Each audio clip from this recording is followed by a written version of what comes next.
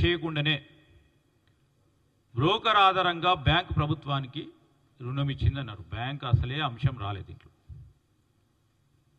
పెట్టుబడిదారు తరఫున debenture trustee భూమి యొక్క ఇండిపెండెంట్ వాల్యుయేషన్కు సక్రమంగా నిర్వహించి ఆ భూమి పూచికత్తుకు అనుకూలంగా ఉందని ఆమోదించడం చేయడం జరిగింది. ఇది ప్రధానమైన అంశాలను స్పష్టంగా ఈరోజు ప్రజానికానికి తెలియజేసే కార్యక్రమంలో జరుగుతూ ఉన్నాం. ఈరోజు మేము చెప్తా ఉన్నాం,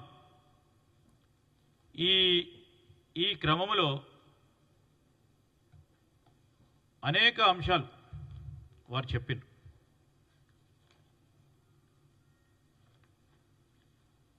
బాండ్కు సంబంధించి, బాండ్ అంశాలకు సంబంధించి కూడా కొన్ని విషయాలు మరొకసారి మీకు మీ ద్వారా చెప్తాం.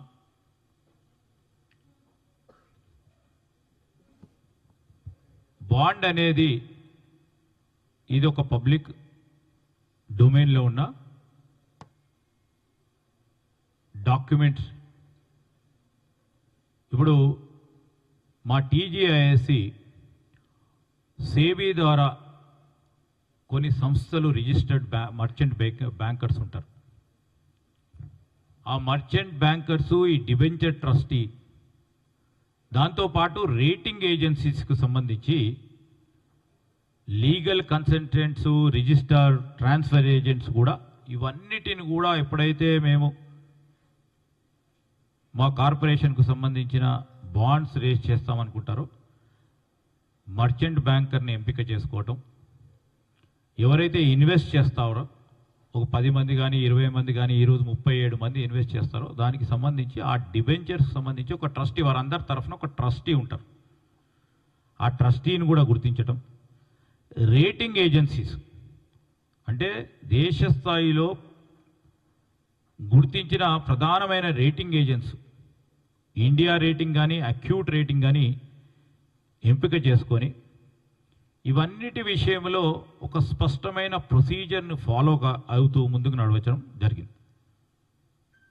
ఇప్పుడు ఈ డాక్యుమెంట్ ఏదైతే బాండ్ డాక్యుమెంట్ ఉందో, మనము మార్కెట్ ద్వారా నిధులను సేకరించే కార్యక్రమం చేసినప్పుడు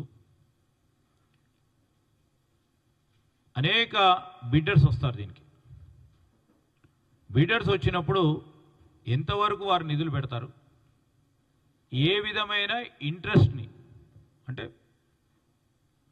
వడ్డీ ఎంతవరకు అయితే వారికి సానుకూలత ఉంటుందని వారు బ్యాంక్ ద్వారా కాకుండా, బ్యాంక్ అంటే లోన్, ఇది కాకుండా మార్కెట్లో ఫోర్సెస్ ద్వారా నిధులు సేకరించే కార్యక్రమ భాగంలో అతి తక్కువ ఇంట్రెస్ట్ రేట్స్తోని సేకరించాలని ఆలోచన చేసి ముందుకెళ్ళటం జరిగింది. ఆ విధంగా బాండ్స్ సబ్స్క్రైబ్ చేసి ముందుకెళ్ళటం జరిగింది. ఒకవేళ మనము చెప్తా ఉన్న ఇంట్రెస్ట్ రేట్కి వారికి నచ్చకుండా ఉంటే ఇంకో ఇన్వెస్టర్ వచ్చి నాకు నచ్చిందని తీసుకునే బాండ్స్ తీసుకుంటారు. This is called debenture bond. So ఆ క్రమంలో ఈరోజు తక్కువ రేట్ ఆఫ్ ఇంట్రెస్ట్తోని నిధులు సేకరించే ప్రయత్నం రాష్ట్ర ప్రజలకు సంబంధించిన సంక్షేమాన్ని అభివృద్ధి దృష్టిలో పెట్టుకొని చేయటం కూడా జరిగిందని చెప్తా ఉన్నాం. దానికి సంబంధించి ఒక ప్రొసీజర్, ఒక పాలసీ, సేబీ రెగ్యులేషన్స్ అనుగుణంగా ముందుకు పోవటం జరిగింది. ఇప్పుడు ఈ లిటిగేషన్ ఫ్రీ, ఎక్కడ లిటిగేషన్ ల్యాండ్ సంబంధించిన లిటిగేషన్ లేని ల్యాండ్కి సంబంధించి దాన్ని తప్పకుండా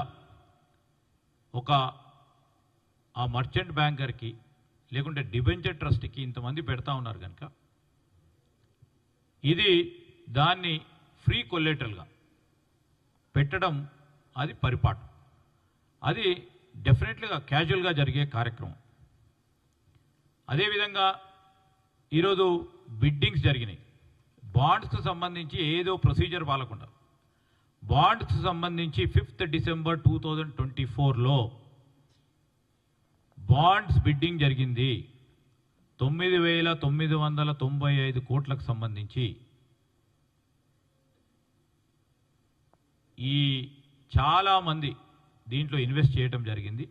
ఇంట్రెస్ట్ రేటు 9.35% ఇంట్రెస్ట్ రేట్స్తోని వారి బిడ్డింగ్లో పాల్గొని మరి నిధులు సేకరించే కార్యక్రమం జరగటం జరిగిందని చెప్తా ఉన్నాం.